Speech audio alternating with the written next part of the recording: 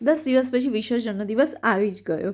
સો yes, હાય, હું છું વિધિ પટેલ અને અમે પહોંચી ગયા માંજલપુર વિસર્જન માટે. ત્યાં આગળ અલગ અલગ બહુ જ બધા ગણપતિ હતા અને ત્યાં અમે એક જગ્યા પર કાર પાર્ક કરીને ચાલતા ચાલતા નીકળી ગયા અને એક ખૂણો પકડીને ઊભા રહી ગયા. ત્યાં આગળ જયમીન મારી માટે પાપડીનો લોટ લાવ્યા બિકોઝ મને બહુ જ ભાવે. અને ત્યાં ઊભા જોયું કે ઓ માય ગોડ, આખો રોડ જામ છે. ત્યાં આગળ એટલો બધો ક્રાઉડ હતો અને આ બધી પબ્લિક ત્યાં ડીજે જેવું ચાલુ થયું તો નાચવા ઊભી રહી ગઈ. ડાન્સ કરતાં કરતાં તો મને પણ જોઈને અંદર જવાનું મન થઈ ગયું, પણ એટલા ક્રાઉડમાં પોસિબલ નહોતું.